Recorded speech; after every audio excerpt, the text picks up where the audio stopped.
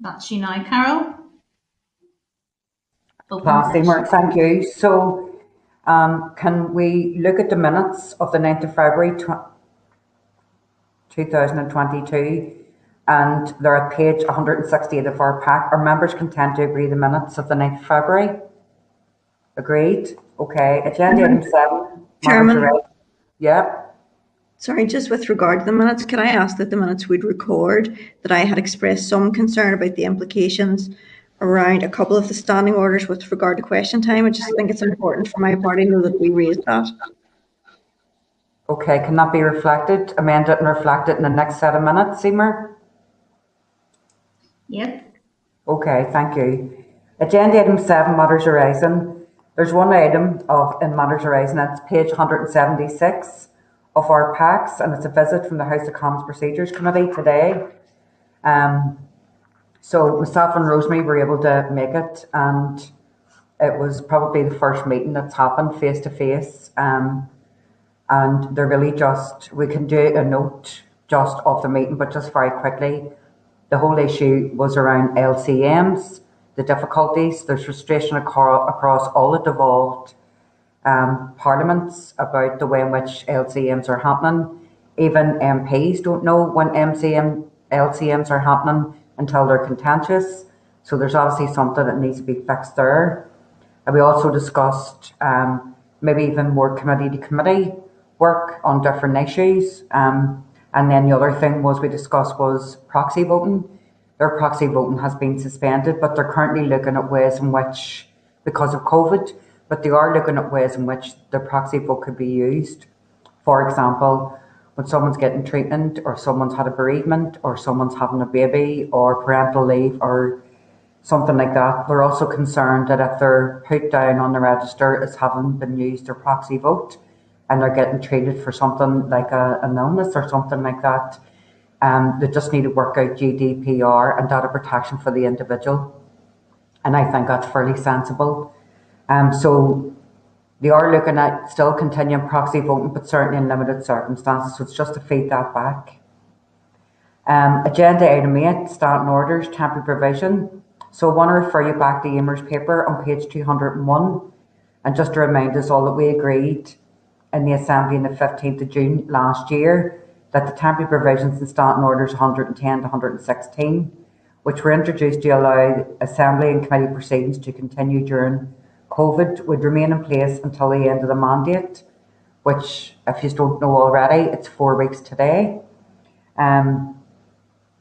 So we agreed at the last committee to extend all or some of the temporary provisions to date in the new mandate, with an understanding that they will be immediately reviewed at the start of the new mandate. So I want to refer you all to the draft motion at page 203 of our packs. And I want to highlight to you all that the proposed timing to end the temporary provisions is at the end of July this year.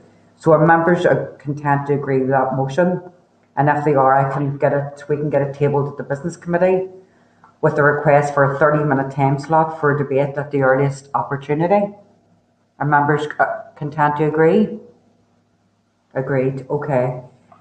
In terms of our legacy report, which is agenda item 9, at 206 of our pack, Emer's memo proposes issues for the committee's legacy report, which is certainly custom practice at the end of each committee, produces a legacy report detailing all the work throughout this short mandate.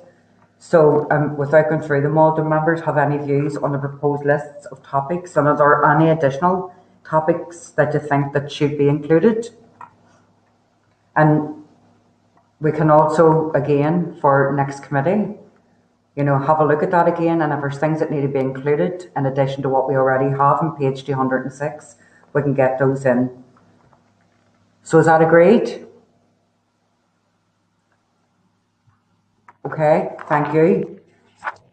In relation to correspondence, I want to refer you to the first item of correspondence from the CLG regarding its report on strengthened scrutiny. I actually I want to talk to this after. So the CLG is requesting views on the report and recommendations contained therein. Are members content to let the clerk know that they have if they've any concerns or issues with the CLG report and its recommendations in it. So just views on that. I would like to come in on that as well, but I want to throw it open to members first. No? So my own views are, and as chair of the CLG, I've made these known. I think while the CLG, which is the liaison group, agreed some time ago to do a report into better scrutiny, I just felt that the report itself overstretched the scope of a liaison group rather than a statutory or standing committee. So I just want to have that noted, and that's our party position. So have any other members, any other comments on this? Chairman, we don't have a party position yet because we haven't had a chance to meet to discuss it, as you'll appreciate, but we will come back once we've had a conversation. Okay, fair enough. Okay, that's dead on. Anybody else before we move on to the next item? No? Okay. So page 388 is a letter from the Speaker regarding recent decisions from the Business Committee relating to scheduling business at the end of the mandate. Are members content to note this? Noted. And the final item of correspondence is at page 391, and again it's from the CLG regarding increasing diversity of witnesses before Assembly committees. Are members content to note? Okay, noted. Agenda item 11, AOB. Do members have any other items that they want to raise? No, okay. Emer, that was a lot today. So I just want to, on behalf of committees members, thank you and the staff and the team, because it was a lot done, and you're probably fed up looking at me. I'm with you from 12 o'clock. So without further ado, I'm going to close the meeting. The next meeting is Wednesday, the 2nd of March at 2:30. Thank you. Okay, take care, everybody. Thank you. Thank you.